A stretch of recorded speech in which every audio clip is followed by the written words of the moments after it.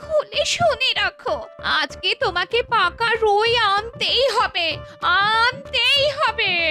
মনোজা, শ্বশুর বাড়ি এসে মামার বাড়ি আবদার পেয়েছো নাকি? ওসব পাকা রুই আজকে হবে না, বরং পুঁই বানাও, দামেও কম, খেতেও ভালো। এই জন্য বাড়তি কথা একদম বলবে না বলে দিচ্ছি। তোমাকে যা বলেছি তাই করো, বাজার থেকে পাকা রুই আনো।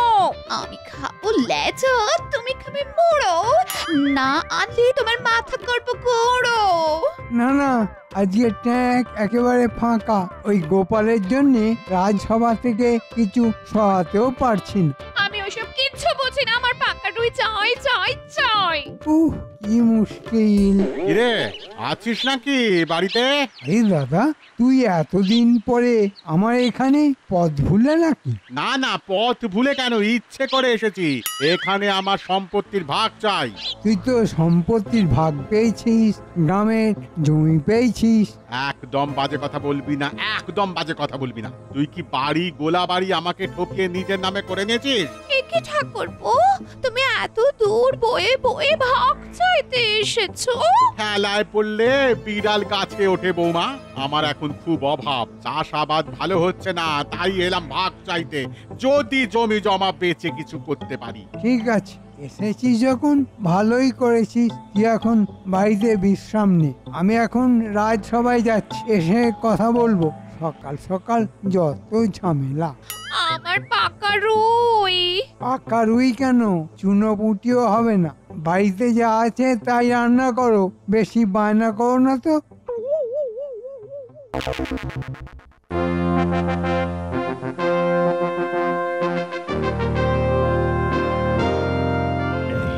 এই দেখো, এই চিত্রটা দেখো। আমার ছোটবেলার ছবি দেখো। একই মহারাজ, এটা অনেক পুরনো ছবি বলে মনে হচ্ছে। আপনি কোথা দিয়ে পেলেন? মাটি খুঁড়ে বের করলেন নাকি মহারাজ? তুমি মেলা ফোড়ন কেটো না তো গোপাল। এই দেখো দেখো দেখো, এটা আমার মা, এটা বাবা, আর এটা দাদু, আর আমি এই যে এইটা। এটা কে মহারাজ? মহারাজ ওরকম গুম মেরে গেলেন কেন? ওটা আমার দাদা, যে ছোটবেলায় হারিয়ে গিয়েছিল মেলাতে।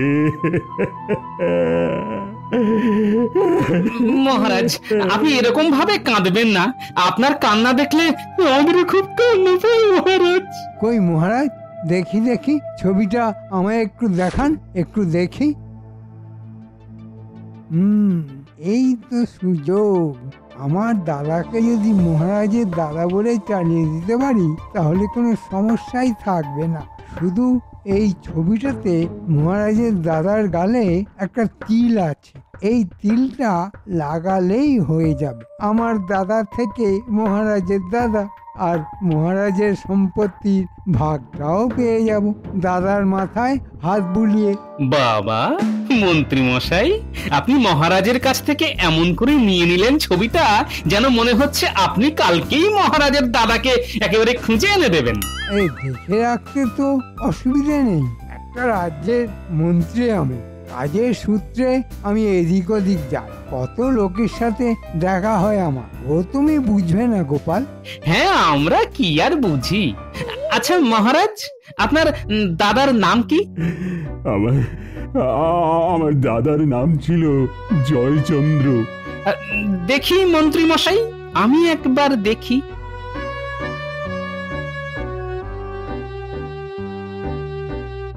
না মহারাজ, আমিও কোনোদিন আপনার দাদার মতো কোনো লোককে চোখে দেখেছি বলে তো মনে হচ্ছে না। দেখলেও বা চিনবে কি করে? এটা আমার দাদার অনেক ছোটবেলার ছবি। এখনো কি আর ওকে দেখতে এরকম আছে? দাদা মহারাজ, আপনি ওরকম ভাবে কাঁদবেন না। দেখুন মহারাজ। হ্যাঁ মহারাজ, রাজার কান্না রাজ্যের অমঙ্গল ডেকে আনতে পারে, আপনি কাঁদবেন না। মহারাজ, আপনি কাঁদলে গ্রহ নক্ষত্র সব ঘুরে যাবে, আপনি কাঁদবেন না লক্ষ্মীটি। মহারাজ, আপনার যদি ভাগ্যে থাকে তবে নিশ্চয়ই একদিন দাদার দেখা পাবেন। এখন এখন সবই ভগবান ভরসা। আজ আর ভালো লাগছে না। তোমরা সবাই এসো তো, এসো। আজ রাজসভার এখানেই ছুটি। কিরে দাদা, পারবি তো? হ্যাঁ পারবো, আমি আসলে গ্রামে থাকি তো, বুঝলি কি না। তোদের মতো তো এত চালাক চতুর নই। যদি কিছু একটা ভুল করে বসি। সেসব নিয়ে তুই কোনো চিন্তা ভাবনা করিস না, আমি তোকে সব শিখিয়ে পড়িয়ে নেব। তাহলে ঠিক আছে। আমাকে এখন একটু বেরোতে হবে। আমাদের এখানে একটা নামকরা যাত্রা দল আছে, ওদের কাছ থেকে কিছু সাজ পোশাক আর একটা নকল তিল আনতে হবে। মহারাজের দাদার গালে তিল ছিল। ঠিক আছে, তুই যা, আমি একটু বিশ্রাম করি।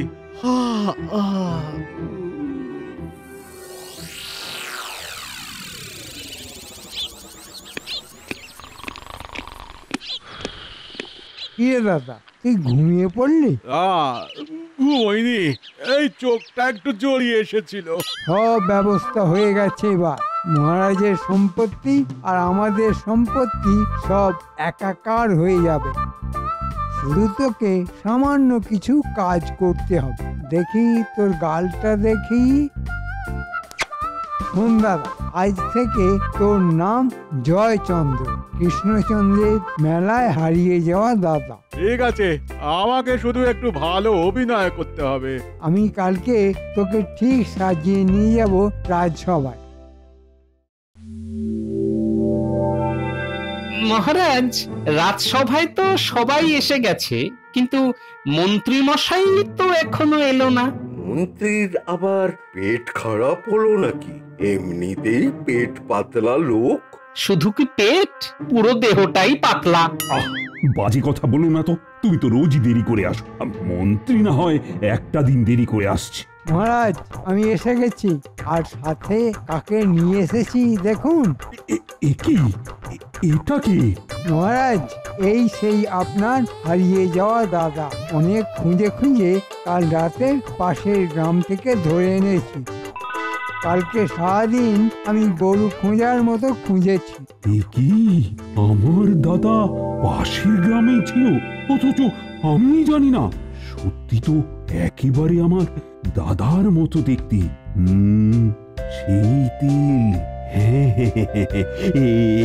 এই তো আমার দাদা। আরে কৃষ্ণ, আমি তো সেই তোর মেলায় হারিয়ে যাওয়া দাদা রে। হ্যাঁ, সেদিন মেলায় হারিয়ে গিয়েছিলাম। ওই যে জিলিপির দোকানের পাশ থেকে তোদের কত খুঁজলাম, তবুও পেলাম না। তারপর একটা বাদাম ভাজার দোকানদার আমাকে তুলে নিয়ে যায় বহু দূরে।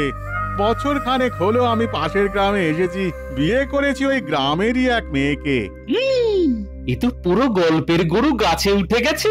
মহারাজ, বুঝলেন তো, এটাই আপনার হারিয়ে যাওয়া দাদা। দাদা, তুমি পাশের গ্রামে কি বরাবর থাকো? না রে কৃষ্ণ, বছর খানেক হলো আমি এই গ্রামে থাকছি শ্বশুর বাড়িতে। আমার তো সব থেকেও কিছু ছিল না, বাড়ি ঘর রাজ্যপাট কিছুই তো ছিল না। আর চিন্তা নেই দাদা, এবার আমরা একসাথে থাকবো।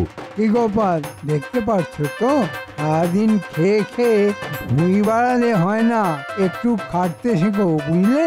একটু খাটো। আজকের মতো সবাই এখানে শেষ হলো। সবাই আজকে এসো তো, এসো। মহারাজ, দাদা, তুই আমার সাথে ঘরে আয়। চল চল কৃষ্ণ, চল।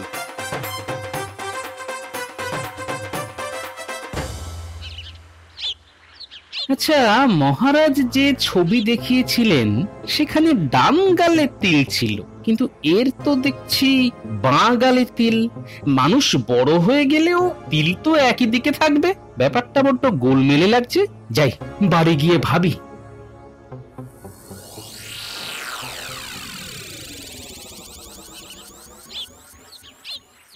কি গো, তখন থেকে তুমি ওরকম পাগলের মতো ঘুর ঘুর করছো কেন?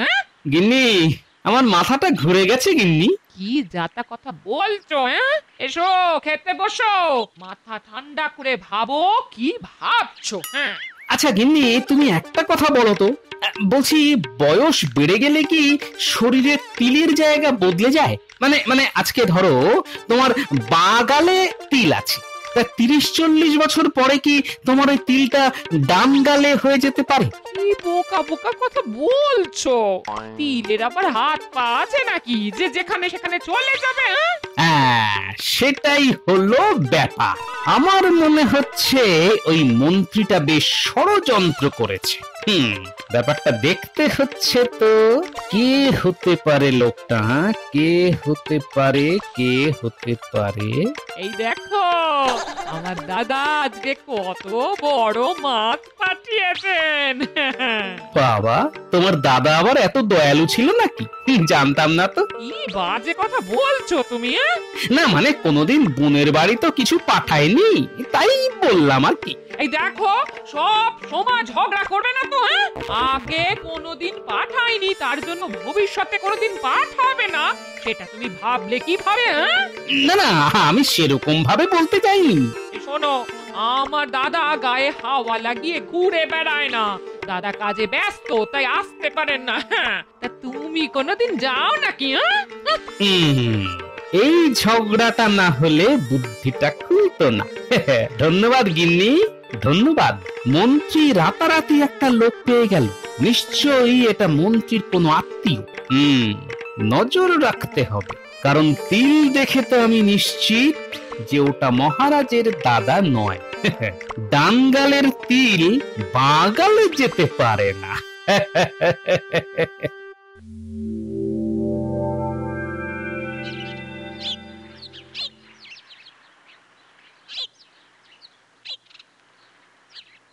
কি রাজসভা শেষ হয়ে গেছে, এখন মন্ত্রী মশাই আর ওই লোকটা কি এত প্রাণের কথা বলছে? না না, একটু ব্যাপারটা লক্ষ্য রাখতে হবে মনে হচ্ছে। ব্যাপারটা বেশ সন্দেহজনক মনে হচ্ছে। মহারাজের এই নতুন দাদা আর মন্ত্রী দুজনে কোথায় যাচ্ছে, একটু পিছু নিয়ে দেখি তো। দাদা শোন, এই সুযোগ মহারাজ তোকে একেবারে নিজের দাদা ভেবে নিয়েছেন, আর কোনো ভয় নেই। বল ভাই, এখন কি করতে হবে সেটা বল। তোকে বিশেষ কিছু করতে হবে না।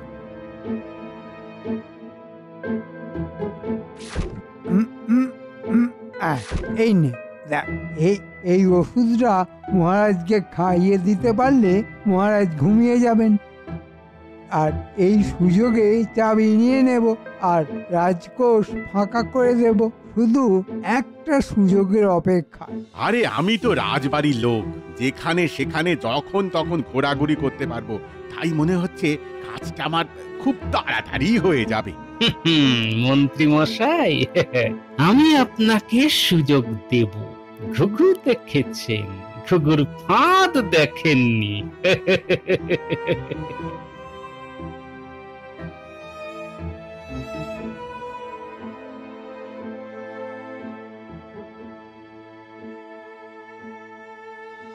মহারাজ, আপনার দাদা তো ফিরে এলো, তার জন্য আমাদের একটা ভুরি ভোজ পাওনা আছে যে। হ্যাঁ মহারাজ, একটা সামান্য হলেও খাওয়া দাওয়ার আয়োজন করা উচিত ছিল। দেখুন তো আপনার দাদার দিকে, উনি হয়তো ভাবছেন আপনি এখনো খুশি হননি। উনি এসেছেন বলে কথা। হ্যাঁ কৃষ্ণ, একটা খাওয়া দাওয়ার আয়োজন কর, তাহলে তো বেশ ভালোই হয়। সেই ছোটবেলায় ভালো মন্দ খেতাম, অনেক দিন ভালো মন্দ না খেয়ে না পেটে একেবারে চড়া পড়ে গেছে। ঠিক ঠিক বলেছো গোপাল, আমার উচিত ছিল। না না না না না, কালকেই আমি একটা ভোজের ব্যবস্থা করব। কি দাদা, খুশি তো? হ্যাঁ, খুব খুব খুশি, খুব। এই সুযোগেই তো ছিলাম, কালকেই কাজ হয়ে যাবে। চলো তাহলে, আর আমিও তাহলে অন্দরমহলে যাই।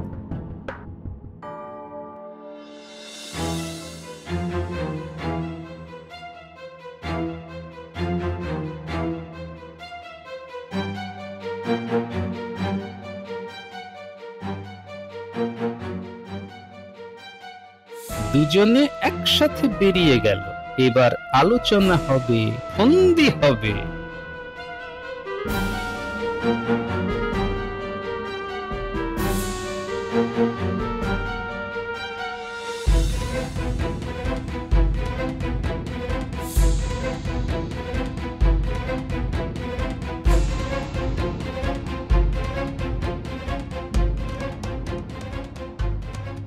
এ কি গোপাল, তুমি আমার ঘরে?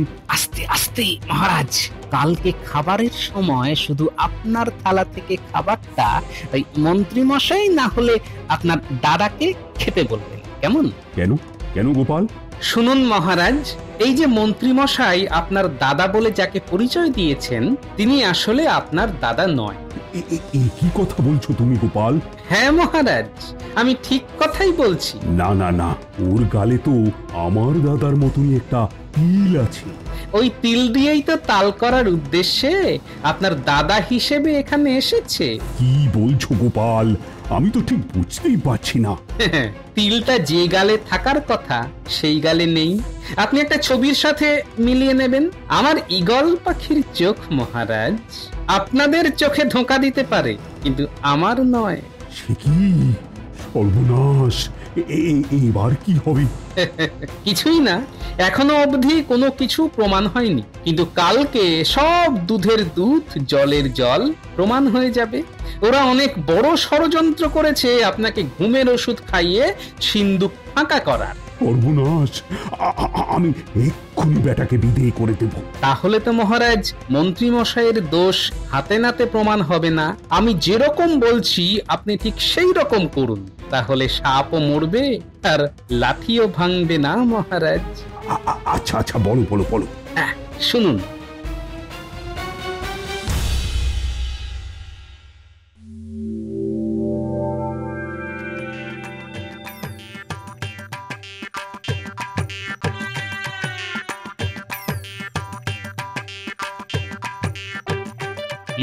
ঠিক যা ভেবেছিলাম, মন্ত্রী আর তার দাদা একেবারে রান্নাঘরের সামনেই ঘোরাঘুরি করছে।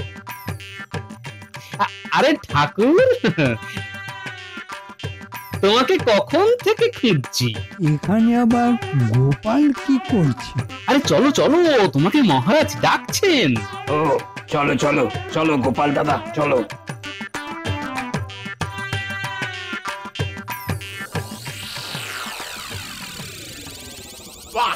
এই তো সুযোগ। দাদা, কাজটা তাড়াতাড়ি করতে হবে। দাদা দেখো, রান্নাঘর ফাঁকা, খাবার সাজানো হয়ে গেছে। মহারাজের জন্য সোনার থালায় ভাত সাজানো, আর বাকি সবার জন্য রূপোর থালায়। ব্যাস, ভালোই হলো। সোনার থালায় রাখা খাবারের মধ্যে ঘুমের ওষুধটা মিশিয়ে দিলাম। এখন রানীমাও বাড়িতে নেই। মহারাজ খাবার খেয়ে ঘুমিয়ে পড়লে আমরা কাজ সেরে নেব। যাই, এখন চলে যাই, নইলে ওরা বুঝে যাবে।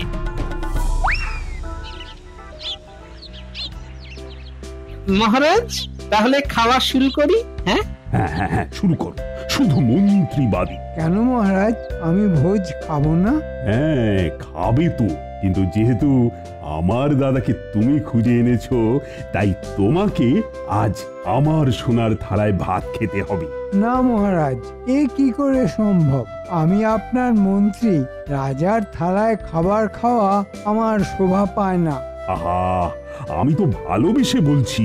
না মহারাজ, আমি আপনার থালায় খাবার খেতে পারবো না। কেন মন্ত্রী মশাই, কি সমস্যা? না না, আমি পারবো না। ঠিক আছে, মন্ত্রী যখন খাবে না, তাহলে দাদা তুমি খাও। না না কৃষ্ণ, তুই রাজা, তোর থালায় কি আমি খেতে পারি বল? আমি খেতে পারবো না। না না না, আজকের এই শুভ দিনে তো তোকে খেতেই হবে দাদা। না না, আমি আমি আমি ওই খাবার খাবো না। প্রহরী, প্রহরী, বলুন মহারাজ। তুমি মন্ত্রী আর আমার নকল দাদাকে চাপটে ধরো। যথা আজ্ঞা মহারাজ। না না, আমরা তবুও মহারাজের খাবার খাবো না। কি বলছিস কৃষ্ণ? আমি তোর আসল দাদা রে। এই এই এই দেখ, এই দেখ আমার তিল। মহারাজ, ছবিটা একবার বের করুন তো। এই দেখুন মহারাজ, ছবিতে দেখুন, আপনার দাদার বাঁ গালে তিল নেই, তিল ছিল ডান গালে। আপনার সেই ছবি। আর এ হলো মন্ত্রীর দাদা। কি বড় ষড়যন্ত্র! ছি ছি ছি ছি, মন্ত্রী তুমি এত বড় ধনীবাজ! ছি ছি ছি, সম্পত্তির লোভে এইসব! ছি। গোপাল আমাকে সব বলেছে।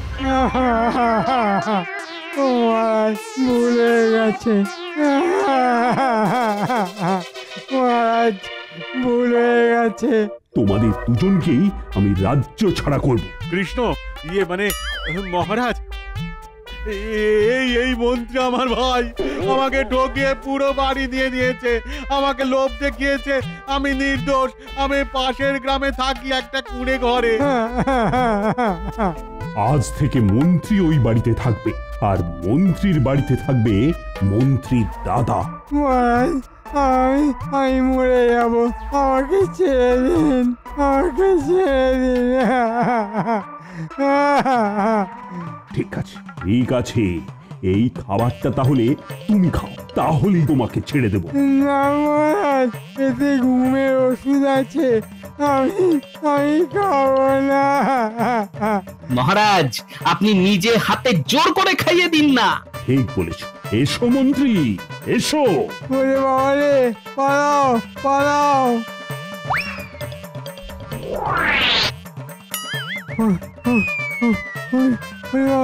পালাও পালাও, পালাও পালাও।